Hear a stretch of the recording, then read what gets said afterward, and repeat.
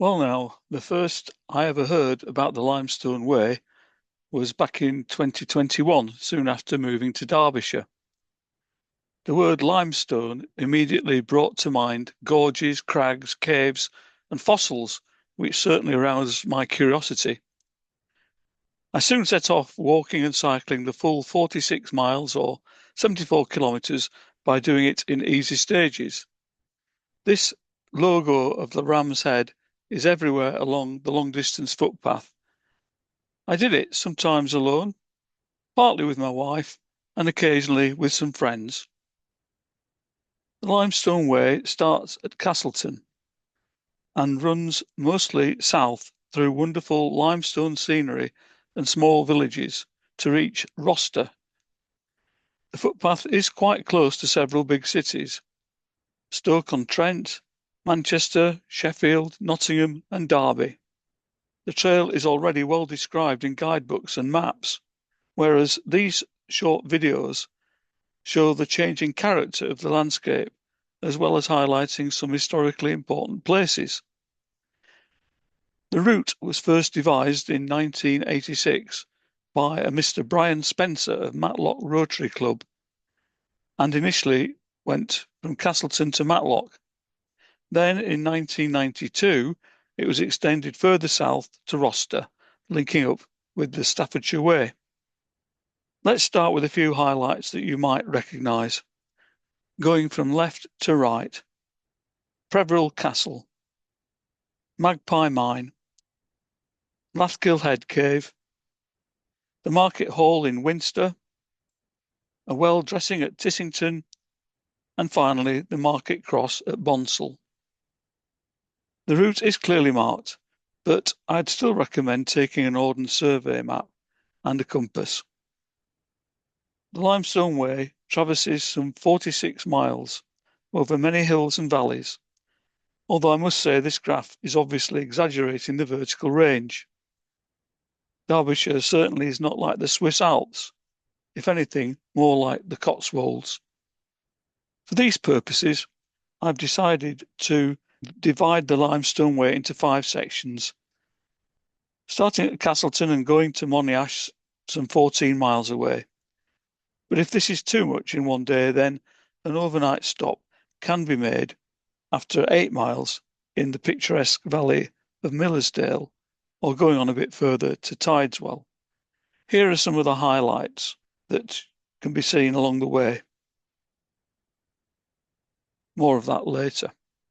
The next section runs from Monash to Bonsall. Here's some more highlights. At Bonsall, the official route goes over the hill and down into Matlock, which is a bustling market town with a Victorian spa. The next section goes over old mine workings, past quarries and a disused railway line to reach Tissington, famous for well dressings. Here's a few highlights of that section.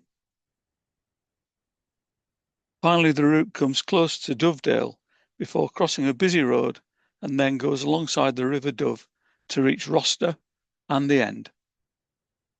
A few more highlights of what to expect.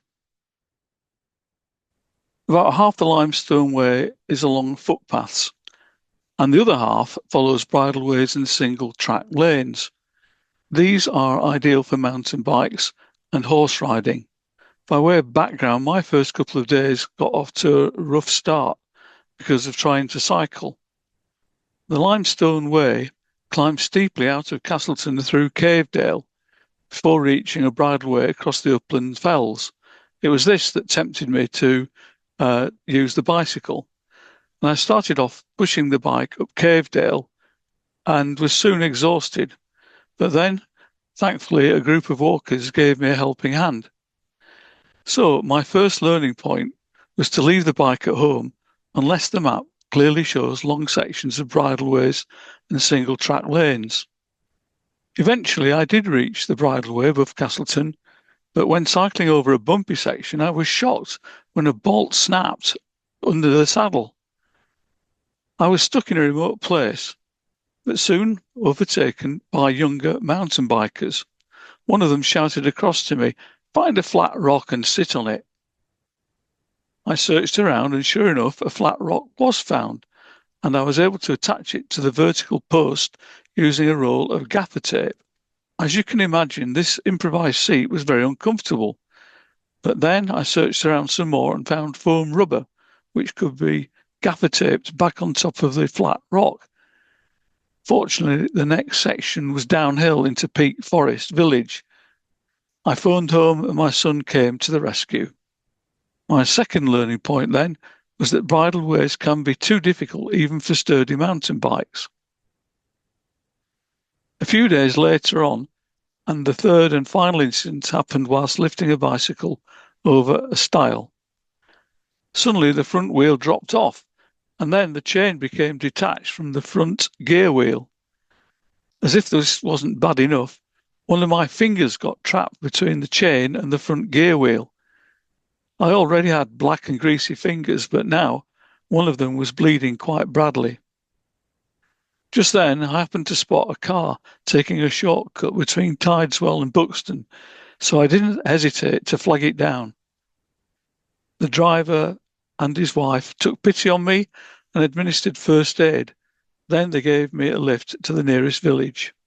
This third incident taught me the hard way to check that the wheel is secure before starting out and to stop lifting heavy mountain bikes over stiles. Finally, to always carry a first aid kit. So I learned the hard way that footpaths really are just for walkers and everyone else should plan ahead to divert onto a country lane or a bridleway running parallel to the Limestone Way. Last but not least, it's best to think ahead about transport and accommodation. The Boy Scout motto comes to mind: be prepared.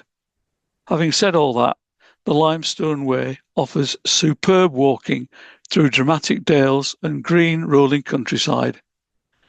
Now, having set the scene, let's go on to the second video, which starts in the picturesque village of Castleton.